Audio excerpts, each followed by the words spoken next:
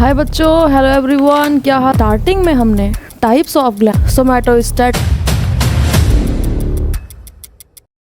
हाय बच्चों, hello everyone. क्या हाल चाल सबके? आई होप बेटा सब बहुत अच्छे होंगे।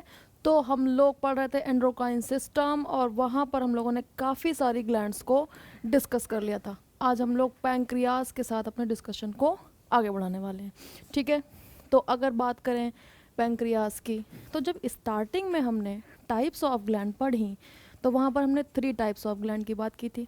कितने? 3। एक तो एंडोक्राइन, एक्सोक्राइन और फिर हेट्रोक्राइन। एंडोक्राइन कौन थे? जो अपना सिक्रीशन बना करके ब्लड में रिलीज करते हैं। एक्सोक्राइन कौन? जो अपना सिक्रीशन बना करके डक्ट की हेल्प से भेजते हैं टारगेट ऑर्गन पर। लेकिन हेट्रोक्राइन कौन थे? जो डक्ट की हेल्प से भी रिलीज करते हैं और डायरेक्टली ब्लड में भी रिलीज करते हैं। ठीक है बेटा, तो यहाँ पर अगर हम पैंक्रियास की बात करें तो ये कैसा है? हेट्रोक्राइन ग्लैंड है, यानी कि मिक्स ग्लैंड है बेटा। ठीक है, कैसा है? Heterocrine gland. ठीक है, हेटेरोक्राइन ग्लैंड है बेटा, मतलब दोनों तरीके से अपने सिक्रीशन को रिलीज करेगा। और इसी टाइप्स की जो ग्लैंड्स होती हैं उनको मिक्स ग्लैंड्स भी कहते हैं, क्योंकि दोनों तरीके का काम कर रही हैं। ठीक है, तो अब बात उठती है कि जब दोनों तरीके का है तो फिर कौन सा पार्ट एक्सोक्राइन होगा, कौन सा पार्ट एंडोक्राइन होगा। ठीक है, तो यहाँ पर डिवीज़न करेंगे इस तरीके से। एक तो पार्ट हो गया बेटा एक्सोक्राइन। ठीक है, एक्सोक्राइन पार्ट, जबकि दूसरा पार्ट हो गया एंडोक्राइन पार्ट। ठीक है, एंडोक्राइन पार्ट हो गया। अब ज़रा सा ध्यान दो यहाँ पर, जो बेटा पैंक्रियास का एक्सोक्राइन पार्ट है वहाँ पर स्पेशल टाइप्स ऑफ सेल्स हैं। ठीक है, स्पेशल टाइप्स ऑफ सेल्स हैं जिनको क्या कहते हैं? एसिनाई। क्या कहते हैं? एसिनाई ग्रुप ऑफ सेल्स है यहाँ पर, ग्रुप ऑफ सेल्स। इन्हीं को एसिनाई कहते हैं या फिर इनको एसिनार सेल्स भी कह सकते हो। ठीक है, एसिनार सेल्स। और ये जो एसिनाई या फिर एसिनार सेल्स हैं बेटा, ये क्या करते हैं? पैंक्रियाटिक जूस का सिक्रीशन करते हैं। ठीक है, क्या करते हैं? Secretion of pancreatic juice. ठीक है, पैंक्रियाटिक जूस जो किसकी हेल्प से पहुंचता है? डक्ट की हेल्प से पहुंचता है बेटा। अब आ जाओ एंडोक्राइन पार्ट पे। अब किस पर? एंडोक्राइन पार्ट पर। यहाँ पर क्या होगा? यहाँ पर होंगी आइलेट्स ऑफ लैंगरहैंस। ठीक है, यहाँ पर होंगी आइलेट्स ऑफ लैंगरहैंस। ठीक है, अब बात उठती है कि यहाँ पर जो आइलेट्स ऑफ लैंगरहैंस हैं, यहाँ पर फर्दर डिवीज़न है बेटा। यहाँ पर भी टाइप्स ऑफ सेल्स का फर्दर डिवीज़न है। ठीक है, तो देखो कहाँ पर, यहाँ पर कितने तरीके का हुआ? तो सबसे पहले एक तो है अल्फ़ा सेल्स। ठीक है, दूसरी हैं बीटा सेल्स।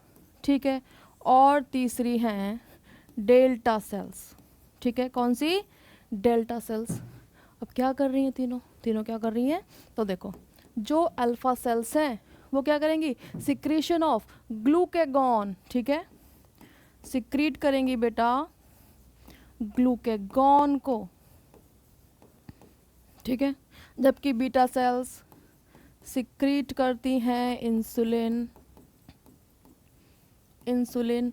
और जो डेल्टा सेल्स हैं ये सिक्रीट करती हैं बेटा सोमैटोस्टैटिन।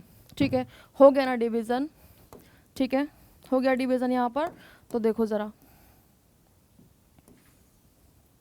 अब यहाँ पर इन दोनों हार्मोन्स के बीच में बड़ा कंफ्यूजन रहता है, इंसुलिन और ग्लूकेगॉन के बीच में। ठीक है, ग्लूकेगॉन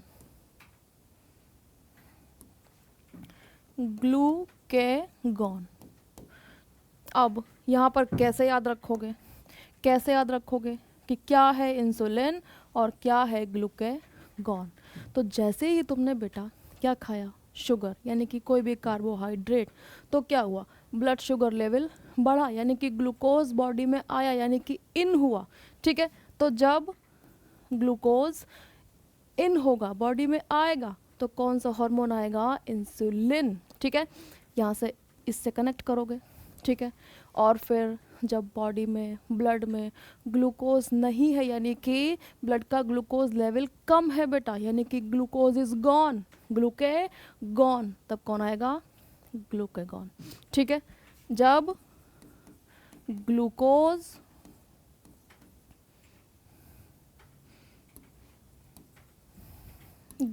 क्या होगा, कम होगा। ठीक है, तब आएगा ग्लूकेगॉन।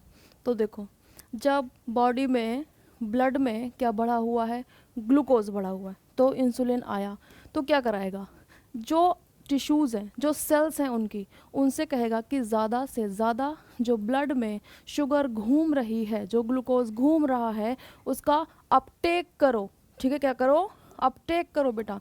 ठीक है, तो जो इंसुलिन है ये स्टिमुलेट करता है सेलुलर अपटेक को, सेलुलर अपटेक, और किसका, ग्लूकोज का। ठीक है, अपटेक ऑफ ग्लूकोज, समझ पा रहे हो। इसी के साथ साथ ये किसको स्टिमुलेट करेगा, ग्लाइकोजेनेसिस को। ठीक है, स्टिमुलेट करेगा ग्लाइकोजेनेसिस, मतलब जो भी आलतू फालतू की शुगर पड़ी है उससे किसका फॉर्मेशन कर लो, ग्लाइकोजन का। ठीक है, लेकिन ये उल्टा है, ये क्या है, उल्टा है। ये क्या कराएगा, ब्रेक डाउन कराएगा, किसका, ग्लाइकोजन का। ठीक है, तो स्टिमुलेट करेगा बेटा ग्लाइकोजिनोलिसिस, यानी कि ग्लाइकोजन का ब्रेकडाउन। इसके साथ साथ ही स्टिमुलेट करेगा ग्लूकोनियोजेनेसिस, मतलब ब्लड में ग्लूकोज के लेवल को बढ़ाना है तो नया नया ग्लूकोज भी बनवाएगा। ठीक है, स्टिमुलेट ग्लूकोनियोजेनेसिस। ठीक है, नियोजेनेसिस, नया नया ग्लूकोज भी बनवाएगा।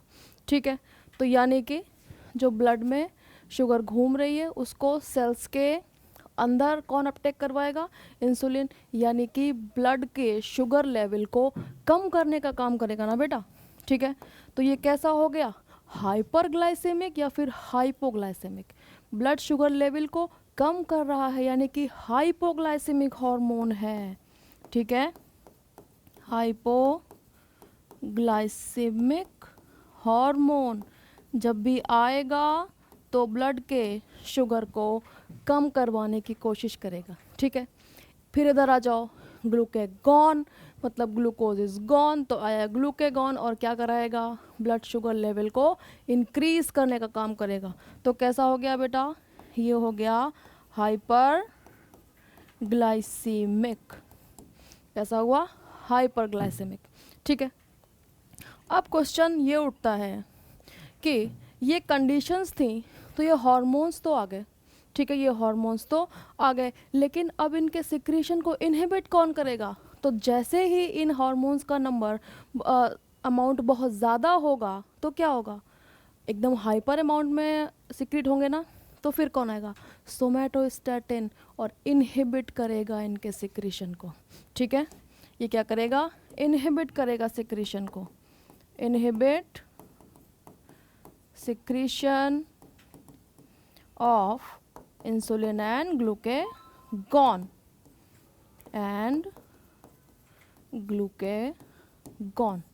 ठीक है, समझ पा रहे हो। तो पैंक्रियाटिक जूस का क्या काम था बेटा, ये क्या करेगा, डाइजेशन में हेल्प करने वाला है, डाइजेशन में। और जो पैंक्रियाटिक जूस है वो कौन से पार्ट से आ रहा है, एक्सोक्राइन पार्ट से। ठीक है, क्योंकि पैंक्रियाटिक जूस का सिंथेसिस करके एक डक्ट की हेल्प से कहाँ भेजते हैं, टारगेट ऑर्गन पर। लेकिन जो एंडोक्राइन पार्ट है उसमें आइलेट्स ऑफ लैगरहैंस हैं, जिसमें कि 3 टाइप्स की सेल्स हैं, alpha, beta and delta. Alpha क्या बनाती हैं, ग्लूकेगॉन बनाती हैं, बीटा क्या करती हैं, इंसुलिन बनाती हैं, और डेल्टा क्या करती हैं, सोमैटोस्टैटिन बनाती हैं। ठीक है, तो अब याद रखोगे सोमैटोस्टैटिन हाइपोथैलेमस के साथ साथ पैंक्रियास से भी रिलीज होता है। ठीक है, जो ग्रोथ हार्मोन इनहिबिटरी हार्मोन था ना, उसको सोमैटोस्टैटिन कह रहे थे। ठीक है, जो कहाँ से आ रहा था, हाइपोथैलेमस से, लेकिन एक सोमैटोस्टैटिन कहाँ से सिक्रीट होगा, पैंक्रियास से भी सिक्रीट होगा। समझ पा रहे हो?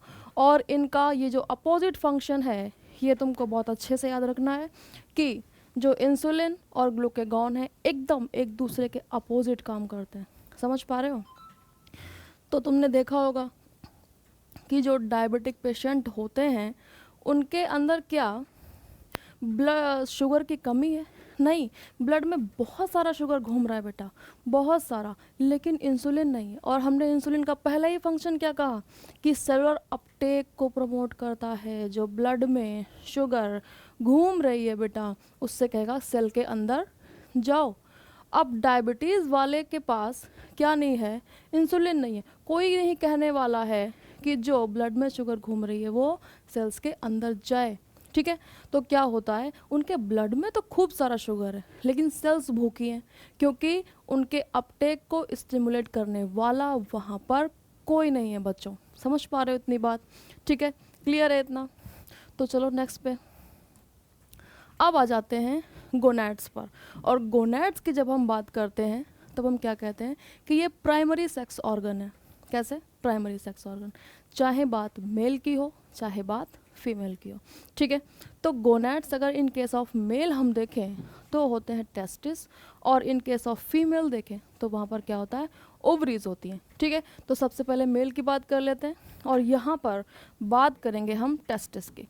ठीक है, तो टेस्टिस क्या है बेटा, ये प्राइमरी सेक्स ऑर्गन है, प्राइमरी सेक्स ऑर्गन्स हैं जो एक्ट करते हैं एक एंडोक्राइन ग्लैंड की तरह। ठीक है, एंडोक्राइन ग्लैंड की तरह भी एक्ट करते हैं। ठीक है, लेकिन ये प्राइमरी सेक्स ऑर्गन जो हम टेस्टिस की बात कर रहे हैं, ये किसके होते हैं, मेल्स के, इन मेल्स। ठीक है, अब कैसे हैं बेटा, पेयर्ड स्ट्रक्चर है। ठीक है, कैसे हैं, पेयर्ड स्ट्रक्चर है, दीज आर पेयर्ड स्ट्रक्चर।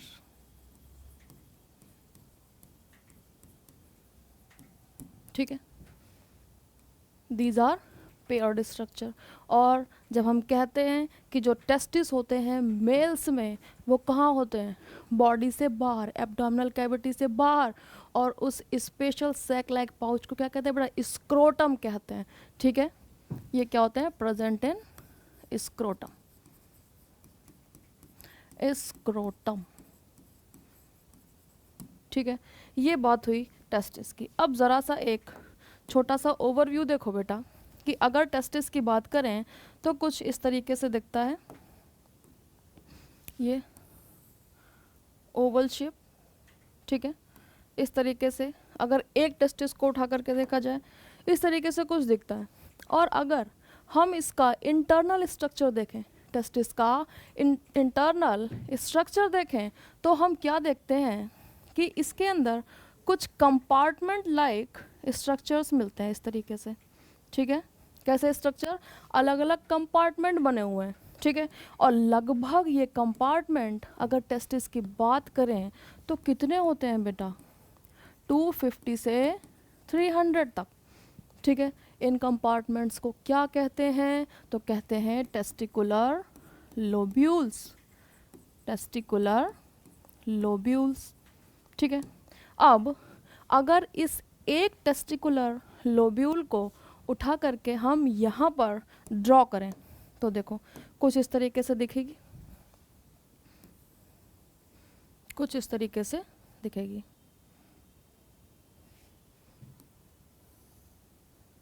ये हुई। ठीक है, टेस्टिकुलर लोब्यूल हो गई है हमारी एक।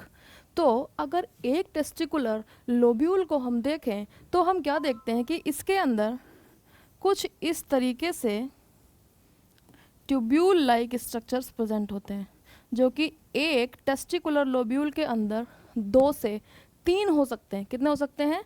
2 से 3, ठीक है, 2 to 3। और इन ट्यूब्यूल लाइक स्ट्रक्चर्स को क्या कहते हैं बेटा? सेमिनिफेरस ट्यूब्यूल्स, ठीक है, सेमिनिफेरस ट्यूब्यूल्स कहते हैं, ठीक है, सेमिनिफेरस ट्यूब्यूल।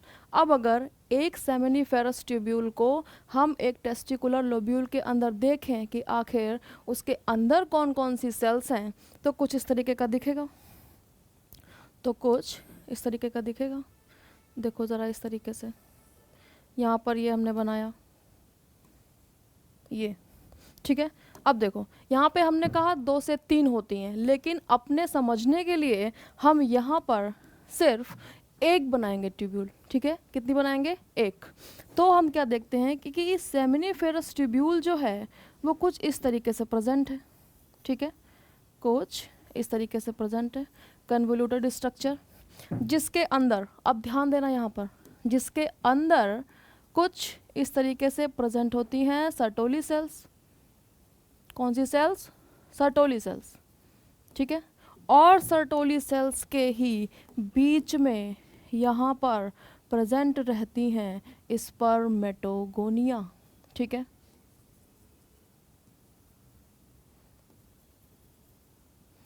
ठीक है, जो कि क्या बनाएंगी? स्पर्म्स बनाएंगी। अब ध्यान दो, अब यहाँ पर ध्यान दो कि यहाँ पर हमने क्या बनाया? एक टेस्टिकुलर लोब्यूल, और उसके अंदर कौन है? Seminiferous tubule. तो टेस्टिकुलर लोब्यूल के तो अंदर होंगी ये कुछ सेल्स, लेकिन सेमिनिफेरस ट्यूब्यूल के बाहर होंगी, ठीक है, सेमिनिफेरस ट्यूब्यूल के बाहर होंगी बेटा, ठीक है, टेस्टिकुलर लोब्यूल के अंदर बट सेमिनिफेरस ट्यूब्यूल के बाहर एक स्पेशल टाइप की इंटरस्टिशियल सेल्स प्रेजेंट होती हैं, जिनको हम कहते हैं लेडिक सेल्स। क्या कहते हैं? Leydig cells. अब लेडिक सेल्स क्या है? लेडिक सेल्स क्या है? एक स्पेशल टाइप्स की सेल्स हैं बेटा, जो कि प्रेजेंट है यहाँ इस तरीके से इंटरस्टिशियल स्पेस में। इसी वजह से इनको इंटरस्टिशियल सेल्स भी कहते हैं, ठीक है, इसी वजह से इंटरस्टिशियल सेल्स भी कहते हैं, ठीक है। तो ये जो लेडिक सेल्स हैं, ये जो लेडिक सेल्स हैं, ये करती हैं फॉर्मेशन एंड सिक्रीशन किसका? एंड्रोजन्स का, मेल्स के केस में, ठीक है। तो यहाँ पर बेटा ध्यान दो, जो लेडिक सेल्स हैं मेल्स की, वो क्या करेंगी? सिक्रीशन करेंगी एंड्रोजन का, एंड्रोजेंस का। और एंड्रोजन कौन से होंगे? जैसे कि टेस्टोस्टेरोन, टेस्टोस्टेरोन, ठीक है, यही तो पढ़ते हैं ना मेल हार्मोन। तो देखो अब यहाँ पर कौन सिक्रीशन कर रहा है? Leydig cells. जब हम बात करते हैं कि जो टेस्टिस हैं वो भी काम करते हैं किसका? एंडोक्राइन ग्लैंड की तरह। तो वहाँ पर बताओ कौन सी सेल्स हैं जो ये प्रॉपर्टी शो करती हैं? तो वो हैं लेडिक सेल्स, ठीक है। अब जो ये टेस्टोस्टेरोन है, इसका फंक्शन क्या होगा बेटा? इसका क्या फंक्शन होगा? ठीक है, तो सबसे पहले तो ये करता है फॉर्मेशन, या फिर इसी के जो फॉर्मेशन स्पर्म्स हैं, और हम क्या कहते हैं जब स्पर्म्स का फॉर्मेशन होगा? स्पर्मेटोजेनेसिस। मतलब जो ये टेस्टोस्टेरोन है वो स्टिमुलेट कर रहा है किसको? स्पर्मेटोजेनेसिस को, ठीक है। तो ये स्टिमुलेट करेगा स्पर्मेटोजेनेसिस। और स्पर्मेटोजेनेसिस क्या है बेटा? तो ये है फॉर्मेशन ऑफ स्पर्म्स, ठीक है। अब स्पर्मेटोजेनेसिस को स्टिमुलेट करने के साथ साथ जो मेल के सेकेंडरी सेक्सुअल कैरेक्टर्स होते हैं उनको भी डेवलप करने के लिए कौन रिस्पॉन्सिबल है बेटा?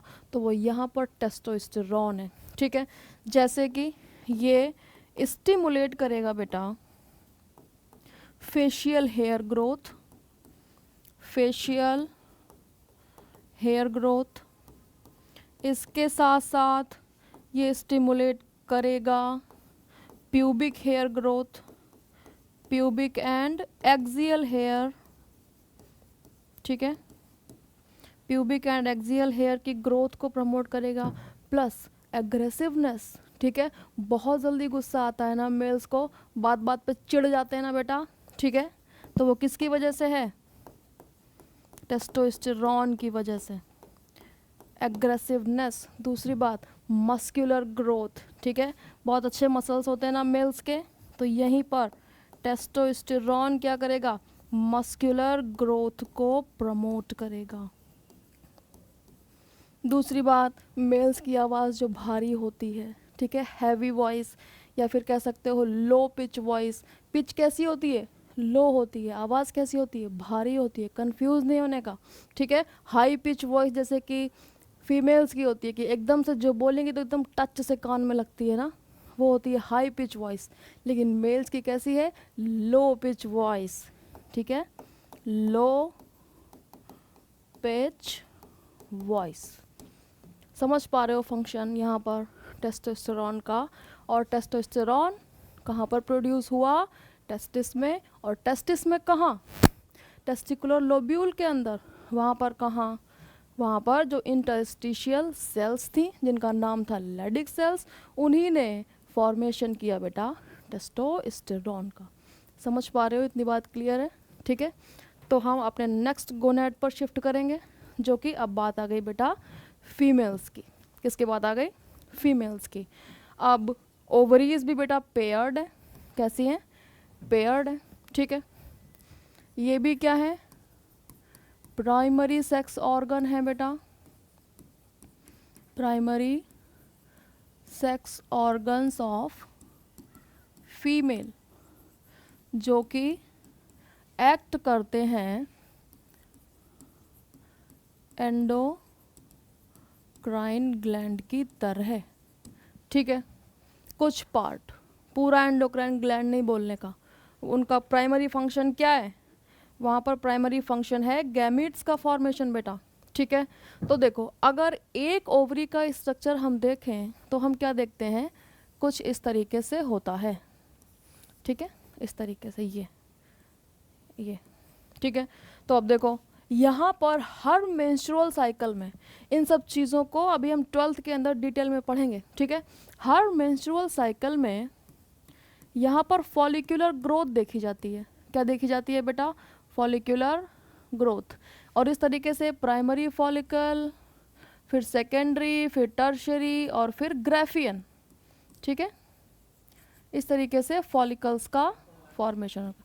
मान लो ये टर्शरी और ये ग्राफियन, और ग्राफियन फॉलिकल ही जब रप्चर होती है बेटा तो यहाँ से ओवम बाहर निकलता है, प्रोसेस को क्या कहते हैं, ओवुलेशन, ठीक है। और बचता है कौन, कॉर्पस लूटियम, कौन बचता है, कॉर्पस लूटियम, ठीक है, इस तरीके से ये, तो ये एक रफ स्ट्रक्चर बना लिया हम लोगों ने ओवरी का। तो अब देखो यहाँ पर ये जो फॉलिकल्स हैं, ठीक है, जो ये फॉलिकल्स हैं बेटा, इनके चारों तरफ ये जो सेल्स दिखाई दे रही हैं, फॉलिक्यूलर सेल्स, जिनको हम ग्रैन्युलोसा सेल्स भी कहते हैं, ठीक है। तो ये जो फॉलिक्यूलर सेल्स हैं बेटा, जिनको हम ग्रैन्युलोसा सेल्स भी कहते हैं, ग्रैन्युलोसा सेल्स, ये क्या करती हैं, सिक्रेशन करती हैं, किसका, ईस्ट्रोजन का, ठीक है। ये क्या करती हैं, सिक्रीट ईस्ट्रोजन, ठीक है, ईस्ट्रोजन। तो एक तो ये हार्मोन हो गया हमारा, ठीक है, ईस्ट्रोजन का सिक्रेशन किया। अब ईस्ट्रोजन की वजह से वहाँ पर LH का अमाउंट बढ़ता है, LH सर्ज होता है, फिर ओव्यूलेशन होता है। ये हम अपने जब ह्यूमन रिप्रोडक्शन वाला चैप्टर पढ़ेंगे तब डिटेल में डिस्कस करेंगे, ठीक है। तो यहाँ पर ओव्यूलेशन हो गया और ये क्या बन गया, कॉर्पस लूटियम, कॉर्पस लूटियम। और जैसे ही बेटा हमने बात की कॉर्पस लूटियम की, तो हमने क्या कहा, this act as a temporary endocrine gland, ठीक है। कॉर्पस लुटियम जो होता है वो एक टेम्परेरी एंडोक्राइन ग्लैंड की तरह काम करता है बेटा, ठीक है। टेम्परेरी एंडोक्राइन ग्लैंड की तरह काम करता है। टेम्परेरी क्यों? क्योंकि जब प्लेसेंटा पूरी तरीके से डेवलप हो जाएगा तो ये सारे फंक्शन प्लेसेंटा गेन कर लेगा, लेकिन जब तक प्लेसेंटा पूरी तरीके से डेवलप नहीं हो जाता, और प्लेसेंटा कब डेवलप होता है? लगभग 3 महीने के बाद पूरी तरीके से वो डेवलप हो पाता है, समझ पा रहे हो? तब तक वो फंक्शन कौन करता रहेगा? कॉर्पस लुटियम, समझ पा रहे हो? तो कैसा है? टेम्परेरी तो है। कैसा है? टेम्परेरी है बेटा, ठीक है। तो यहाँ पर ज़रा सा ध्यान दो, ये जो कॉर्पस लुटियम है ये भी हॉर्मोन्स का सिक्रीशन स्टार्ट करता है, ठीक है। ईस्ट्रोजन, ठीक है बेटा, ईस्ट्रोजन। दूसरा ये सिक्रीट करता है प्रोजेस्टेरॉन, ठीक है। प्रोजेस्टेरॉन ये सिक्रीट करता है रिलैक्सिन, और ये सिक्रीट करता है इनहिबिन, ठीक है। क्या सिक्रीट करता है? इनहिबिन। समझ पा रहे हो बेटा? ठीक है। अब देखो, जैसे ही ईस्ट्रोजन की बात आएगी, जैसे ही बात ईस्ट्रोजन की आएगी तो ई फॉर तुम याद रखोगे एंडोमेट्रियम फॉर्मेशन, एंडोमेट्रियम फॉर्मेशन, ठीक है। यहाँ पर क्या होगा? एंडोमेट्रियम का फॉर्मेशन, ठीक है। दूसरी बात, जैसे ही बात प्रोजेस्टेरॉन की आएगी, जैसे ही बात प्रोजेस्टेरॉन की आएगी तो पी फॉर तुम याद रखोगे प्रेगनेंसी को मेंटेन रखना, ठीक है। प्रेगनेंसी मेंटेनेंस कौन करेगा बेटा? प्रोजेस्टेरॉन, ठीक है। रिलैक्सिन क्या करेगा? रिलैक्स रखेगा यूटेराइन मसल्स को, यूटेराइन मसल्स, और उसके साथ साथ रिलैक्सिन दूसरे ऑर्गन्स पर भी वर्क करता है, जैसे कि ड्यूरिंग द प्रेगनेंसी डाइजेशन खराब हो जाता है, क्योंकि वहाँ पर रिलैक्सिन किस पर एक्ट करता है? इंटेस्टाइन पर, और वहाँ की मसल्स को कॉन्ट्रैक्ट करने से रोकता है, समझ पा रहे हो? इनहिबिन ये इनहिबिट करेगा, इनहिबिट करेगा LH एंड FSH को, और इसके लिए GnRH को भी, समझ पा रहे हो? ठीक है। तो यहाँ पर मेनली तुम्हें ईस्ट्रोजन और प्रोजेस्टेरॉन तो याद रखना ही है बेटा एट एनी रेट, ठीक है। P for progesterone, P for pregnancy, ठीक है। तो जो मेंटेनेंस ऑफ प्रेगनेंसी करा रहा है वो कौन है? Progesterone. And E for oestrogen, E for endometrium formation, ठीक है। तो ज़रा सा यहाँ पर रफली ध्यान दो, जिसको नहीं समझ में आया कि आखिर ये एंडोमेट्रियम एंडोमेट्रियम क्या बात हो रही है, तो देखो हर एक मेंस्ट्रुअल साइकिल में, ठीक है, तो यहाँ पर एंडोमेट्रियम का फॉर्मेशन होता है, ठीक है, ठीक है। ये एंडोमेट्रियम का फॉर्मेशन होता है। एंडोमेट्रियम है क्या? तो ये यूटरस की सबसे इनर लेयर है बेटा। क्या है? यूटरस की सबसे इनर लेयर, जिससे कि एंडोमेट्रियम बन करके तैयार रहे, और इन केस फर्टिलाइजेशन होता है तो यहाँ पर आकर के क्या हो? इम्प्लांटेशन हो पाए, ठीक है। इसीलिए हर महीने एंडोमेट्रियम का फॉर्मेशन होता है, और इन केस अगर क्या होता है, प्रेगनेंसी मेंटेनेंस नहीं हो पाता या फिर फर्टिलाइजेशन नहीं हो पाता या इम्प्लांटेशन नहीं होता है, तो हर महीने यही एंडोमेट्रियम शेड ऑफ करती है, ठीक है, एज अ मेंस्ट्रुअल ब्लड। समझ पा रहे हो इतना? तो यहाँ पर ये किसके हार्मोन्स की बात की हमने? ओवरीज के हार्मोन्स की, ठीक है। अब ज़रा नेक्स्ट पे चलो, प्लेसेंटल हार्मोन, ठीक है। ये किस केस में बेटा देखने को मिलेंगे? अगर क्या होता है, प्रेगनेंसी होती है, तो वहाँ पर फॉर्मेशन ऑफ प्लेसेंटा होगा। तो प्लेसेंटल हार्मोन में भी मेजरली हम वही हार्मोन पढ़ेंगे, ठीक है, और उसके साथ साथ कुछ स्पेशल हार्मोन, जैसे कि हमने कहा कॉर्पस लुटियम टेम्परेरी है, जब तक प्लेसेंटा नहीं बन जाएगा तब तक कॉर्पस लुटियम अपना काम करता रहेगा, ठीक है। तो देखो यहाँ पर ये भी सिक्रीशन करेगा बेटा ईस्ट्रोजन का, ये भी सिक्रीशन करेगा प्रोजेस्टेरॉन का, ये भी सिक्रीशन करेगा रिलैक्सिन, ये भी सिक्रीशन करेगा इनहिबिन, ठीक है। प्लस 2 एक्स्ट्रा हॉर्मोन्स हैं, ठीक है, 2 एक्स्ट्रा हॉर्मोन्स हैं जो कि इम्पॉर्टेंट हैं, ठीक है। तो यहाँ पे कौन से, HCG और HPL, ठीक है। HCG क्या है, अब क्वेश्चन उठता है HCG क्या है, तो ये है बेटा ह्यूमन कोरियोनिक गोनेडोट्रोपिन, ठीक है, गोनेडोट्रोपिन। नाम में क्या है, गोनेडोट्रोपिन, और ट्रोपिन मतलब उस पर्टिकुलर ऑर्गन को टारगेट करेगा, ठीक है। मतलब किसको टारगेट करेगा, गोनैड्स को। इनिशियल स्टेज में जब प्लेसेंटा बन रहा होगा, HCG वहाँ पर जाएगा और कॉर्पस लुटियम से जो हार्मोन्स का सिक्रीशन हो रहा है उनको मेंटेन कराएगा, ठीक है। अब इधर आ जाओ, HPL क्या है, ये है ह्यूमन प्लेसेंटल लैक्टोजन, ठीक है, लैक्टोजन। अब देखो नाम क्या क्या बेटा, लैक्टोजन, मतलब कहीं ना कहीं कनेक्शन मिल्क से है, किससे है, मिल्क से। तो जैसे ही प्रेगनेंसी वहाँ पर मेंटेन होती है तो उसी के साथ साथ किसका डेवलपमेंट स्टार्ट होता है, मेमोरी ग्लैंड का, ठीक है, किसका डेवलपमेंट, मेमोरी ग्लैंड का। और वहाँ पर जब तक कि बेबी का बर्थ हो तब तक जो है मेमोरी ग्लैंड एकदम से पूरी तरीके से मैच्योर होनी चाहिए, जिससे कि वहाँ से मिल्क के फॉर्मेशन और सिक्रीशन में कोई भी प्रॉब्लम ना आने पाए। समझ पा रहे हो। तो प्लेसेंटल हॉर्मोन्स यहाँ पर बहुत इंपॉर्टेंट है, ठीक है, जिसमें से ये जो HCG और HPL ये काफ़ी पूछे जाते हैं बेटा। समझ पा रहे हो। अब हम लोग अगली क्लास में डिस्कस करेंगे GIT के हार्मोन्स, हार्ट के हार्मोन्स और किडनी के हार्मोन्स, ठीक है। उसी के साथ साथ इस चैप्टर के हम कुछ बहुत ही इंपॉर्टेंट क्वेश्चन को भी डिस्कस करेंगे। तब तक आप पढ़ते रहिए। Thank you.